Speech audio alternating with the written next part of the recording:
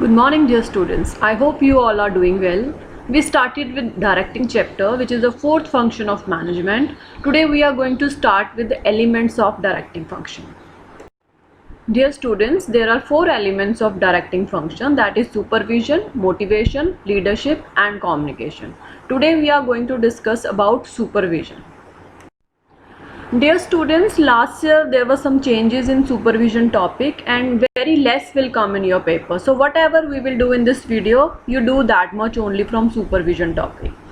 Now the term supervision is made up of two words, that is super and vision. Super means over and above and vision means seeing. So supervision means overseeing employees at work. It is a function of keeping a watch on the working and performance of the employees. Now one more thing I want to make you clear here is, don't compare supervision with the supervisory level. They are totally different. Supervision means to see and check the work of your subordinates. That's why supervision function is performed at all the levels. I am not here talking about supervisory level.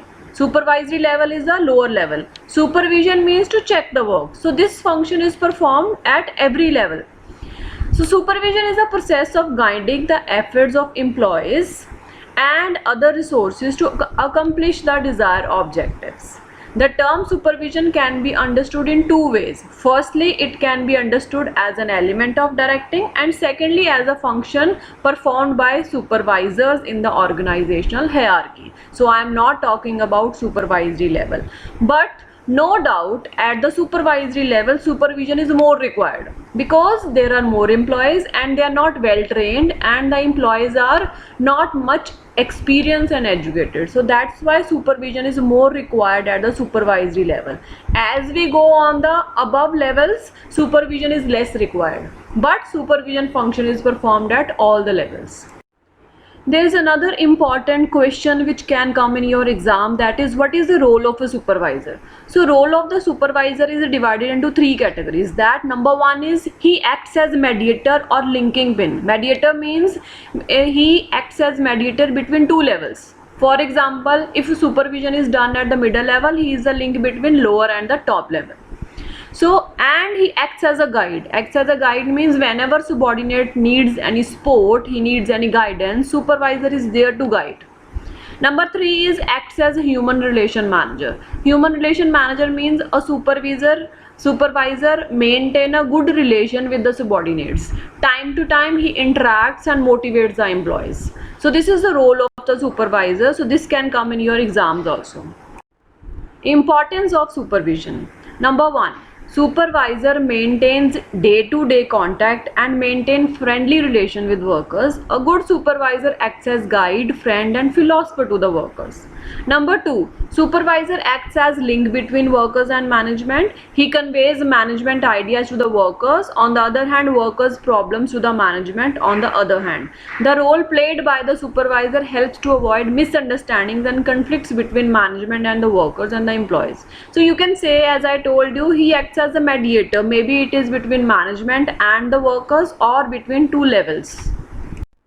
Another point of importance is supervisor plays a key role in maintaining group unity among workers placed under his control. So he sorts all the internal differences and maintain harmony among workers who are working under him. Then supervisor ensures performance of work according to the target set. He takes responsibility for the task achievement and motivates his workers to work effectively and efficiently. Basically, he takes the responsibility of his group and make sure the workers are doing according to the planned whatever we have planned. Supervisor provides good on-the-job training to the workers and employees. A skilled and knowledgeable supervisor can build efficient team of workers. So he guides the subordinates and give them on-the-job training so that whenever they need any support, he is there to support them. Another point is supervisory leadership plays a key role in influencing the workers in the organization. A supervisor with good leadership qualities can build up high morale among different workers. So he influences the behavior. Maybe they are of another behavior, he can change the behavior of the workers of his team by giving a good leadership. Then a good supervisor analyzes the work performed and gives feedback to the workers. He suggests way and means of developing work skills in different workers.